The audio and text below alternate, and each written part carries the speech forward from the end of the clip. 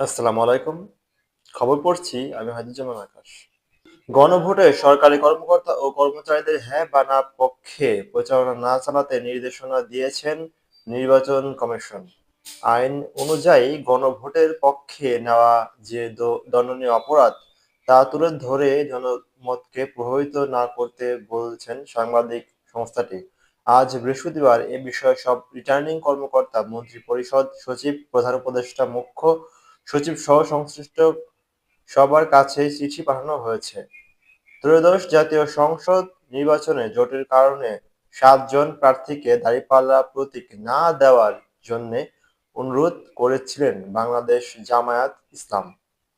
তবে সেই অনুরোধ রাখেননি নির্বাচন কমিশন। ফলে আসনগুলো লোর ব্যালট পেপারে একই সঙ্গে দাঁড়িপাল্লা প্রতীক ও জোটের প্রার্থীদের আলাদা দলীয় প্রতীক থাকবে।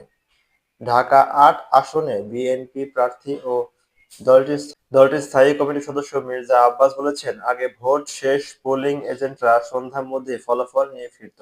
এখন বলা হচ্ছে ফল পেতে ২-৩ দিন লাগবে। এটা নির্বাচন কারচুপির সম্ভাবনার লক্ষণ। এটি আমরা কোনো পরিস্থিতিতেই মেনে নেব না।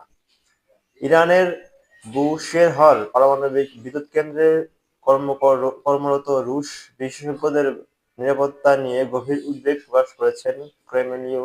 আজ বৃহস্পতিবার রাশিয়ার রাষ্ট্রীয় পরমাণু সংস্থা রোসাইটের প্রধান অ্যালেক্সি লিখাচেভ জানিয়েছেন, না পরিস্থিতি বিবেচনার প্রয়োজন হলে তারা ওই স্থাপনা থেকে নিজেদের কর্মীদের কর্মীদের সরিয়ে নিতে পূর্বপ্রস্তুত। ইরানের ওপর সম্ভাব্য মার্কিন হামলার আশঙ্কায় বিশ্ববাজারে জ্বালানি তেলের দাম বড় ধরনের অস্থিরতা দেখা দিয়েছে।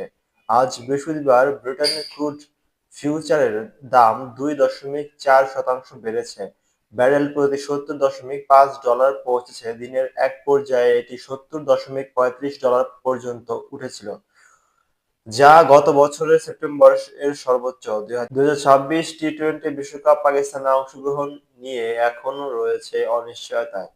সালমান আলী, আগা বাবর আজমদের বিশ্বকাপ বর্জন নিয়ে এখন কথাবার্তা হচ্ছে বেশি।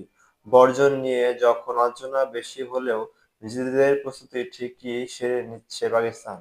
চট্টগ্রামের বন্দরে নিউ মুরিং কন্টেইনার টার্মিনাল বিদেশি কোম্পানির কাছে ইজারা দেওয়ার উদ্যোগকে দেশবিরোধী আখ্যা দিয়ে তা অবিলম্বে বন্ধের দাবি জানিয়েছেন গণতান্ত্রিক যুক্তফ্রন্ট ও ফ্যাসিবাদ দাবি বিরোধী বাম মোর্চা। বামপন্থী দলগুলো এই দুই জোট বলেছেন, লাভজনক প্রতিষ্ঠান হওয়া সত্ত্বেও নিউ মুরিং টার্মিনাল বিদেশি কোম্পানির কাছে ইজারা কেন দিতে হবে, অন্তর্বর্তী সরকার তার কোনো গ্রহণযোগ্য ব্যাখ্যা দিতে পারেনি।